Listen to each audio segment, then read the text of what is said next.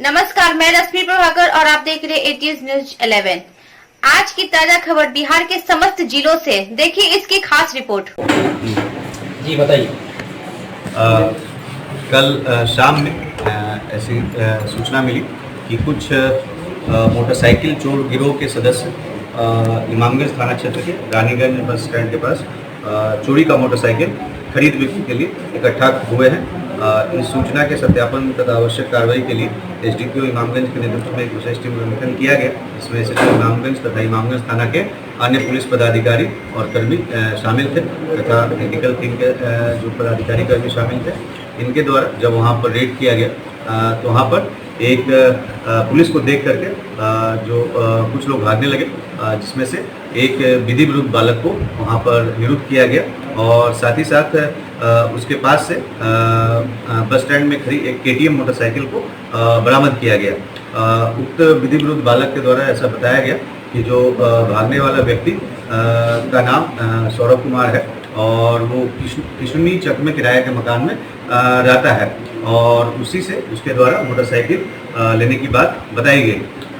उसकी निशानदेही पर उक्त जो अपराध कर्मी है सुधीर कुमार को गिरफ्तार किया गया तथा उसके बाद जब उससे पूछताछ किया गया तो उसके द्वारा बताया गया कि उसके गिरोह में एक अन्य अपराध कर्मी रोहित कुमार भी शामिल है और उसके पास भी चोरी का मोटरसाइकिल है।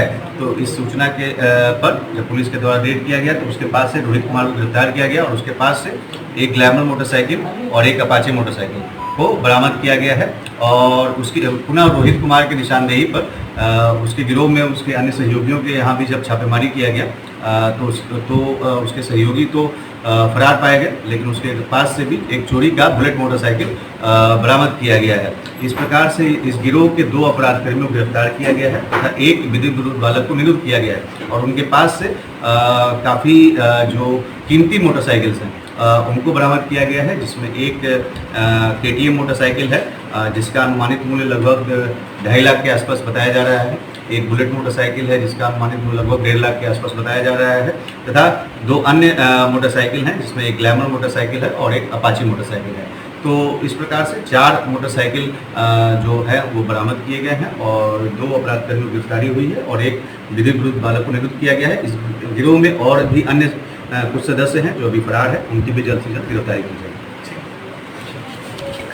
चलिए बुलाइए सबको बुलाइए करके। दिनांक 5 जुलाई 2023 को जो एक गाड़ी मालिक है उनके द्वारा बोधगया थाना में ऐसा आवेदन दिया गया कि उनकी टाटा सुमो गाड़ी को अज्ञात व्यक्तियों के द्वारा चोरी कर लिया गया है। इस संबंध में बोधगया थाना कांड संख्या 567/23 दर्ज किया गया। इस मामले को काफ़ी गंभीरता से लिया गया तथा इसके उद्भेदन के लिए एसडीपीओ बोधगया के नेतृत्व में एक विशेष टीम का गठन किया गया, जिसमें एसएचओ बोधगया, एसआई आनंद दाम तथा अन्य पुलिस पदाधिकारी और कर्मी शामिल थे।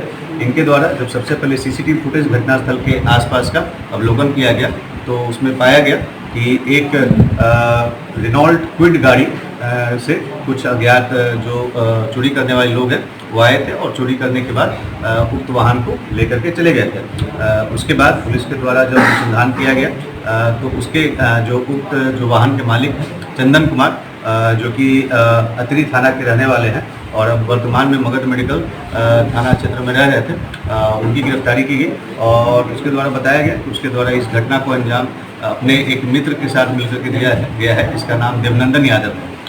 उसके बाद उसकी निशानदेही के आधार पर उसको भी गिरफ्तार किया गया। उन लोगों से जब पूछताछ किया गया तो उनके द्वारा बताया गया कि उन्होंने उक्त वाहन सुमो को पटना के एक व्यक्ति के पास 50,000 रुपये में बेच दिया है। उसके बाद जो विशेष टीम के द्वारा पटना में छापेमारी की गई और जो जिस व्यक्ति को उन्होंने बेचा था जिसका नाम दीपक कुमार है, पिता राम प्रवेश मिस्त्री, जो कि कुरथौल ममता धाम का रहने वाला थाना परसा का, उसको उक्त वाहन के साथ गिरफ्तारी की गई है। इस प्रकार से इस मामले में 3 अपराध कर्मियों की गिरफ्तारी की गई है, जिनके नाम हैं चंदन कुमार, देवनंदन यादव तथा दीपक कुमार तथा उनके पास से चोरी का किया गया टाटा सुमो गोल्ड जो वाहन है उसको बरामद किया गया है। चोरी करने में उपयोग किया जाने वाला जो रेनॉल्ट क्विड गाड़ी उसको बरामद किया गया है तथा 5 स्मार्टफोन मोबाइल बरामद किया गया है और साथ में एक मोटरसाइकिल बरामद किया गया है और उनके पास से 7500 रुपया भी बरामद किया गया है। तो इस प्रकार से इस पूरे मामले का काफ़ी तकनीकी अनुसंधान करते हुए सभी अपराधकर्मियों की गिरफ्तारी की गई है। ये माने चोरी कर रहे हैं कोई अलग जिले में? अभी हम लोग इसमें जांच कर रहे हैं कि इनके और कौन कौन सहयोगी हैं और किस किस मामलों में और पूर्व में शामिल हैं। इसमें समय लगेगा। इमामगंज भी आ गए। लाइए